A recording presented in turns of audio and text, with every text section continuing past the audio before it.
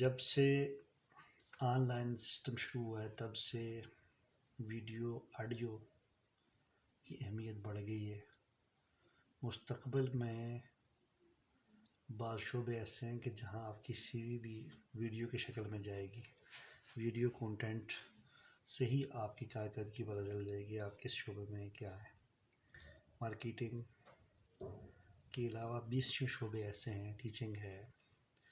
جب یہ سب چیزیں آن لائن ہو رہی ہیں تو بڑی اہمیت بڑھ جاتی ہے کہ آپ کو وائس اوور کرنی آتی ہو، ویڈیو بنانی آتی ہو، اپنی ریکارڈ کرنی آتی ہو۔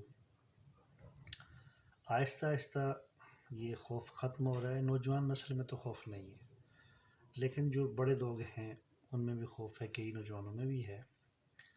تو اب جو ہے مستقبل میں کسی بھی شعبے میں زندہ رہنے کے لیے، کامیاب ہونے کے لیے، حاضر رہنے کے لیے ضروری ہے کہ آپ کو گفتگو کا ملکہ حاصل ہو، گفتگو پہ عبور ہو، اور بات کرنے کا آپ کو سلیقہ اور ڈھنگ پتہ ہونا چاہیے۔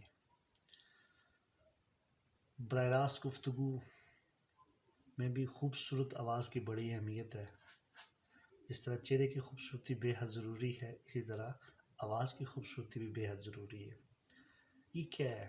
یہ ڈیمانڈ ہے۔ خوبصورت آواز پبلک کی ڈیمانڈ ہے، خوبصورتی بھی ڈیمانڈ ہے۔ انسانی نیچر ہے، انسانی نفسیات ہے کہ ہم خوبصورت چیز کی طرف کھینچے چلے جاتے ہیں، اس طرف راغب ہوتے ہیں، متوجہ ہوتے ہیں۔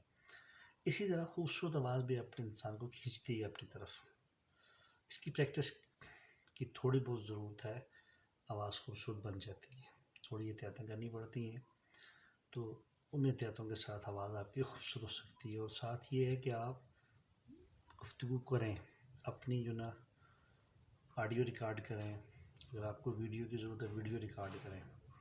جب سے یوٹیوب، فیس بک اور دیگر سوشل میڈیا آئے ہیں تب سے ان چیزوں کی ضرورت بڑھ گئی ہے کہ فیوچر میں جو ہے نا آپ کو ایک یہ بھی سکل ہے کہ آپ کو آن لائن آنے کا فن، آن لائن بولنے کا فن، آن لائن گفتگو کرنے کا فن آنا چاہیے۔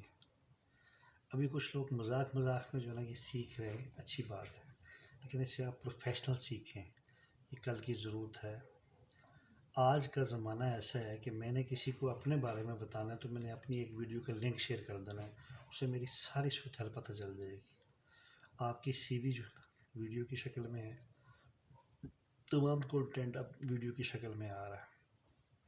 تو اگر آپ سیلز کے شعبے میں ہیں، مارکیٹنگ کے شعبے میں ہیں، کمیونیکیشن میں ہیں، جرنلسٹ ہیں، ٹیچر ہیں، کسی بھی شعبے میں، وہ تمام شعبے، حتیٰ کہ علماء کرام کا جو شعبہ ہے، دعوت و تبلیغ کے بھی اب طریقے بدل گئے ہیں۔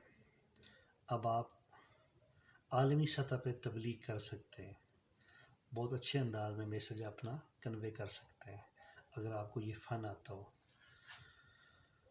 یہ فن سیکھنا بے حد ضروری ہے کہ آپ کو بات کس طرح کرنی ہے، گفتگو کا سلیقہ کیا ہے، ڈھنگ کیا ہے، نفسیات کیا ہیں عوام کی۔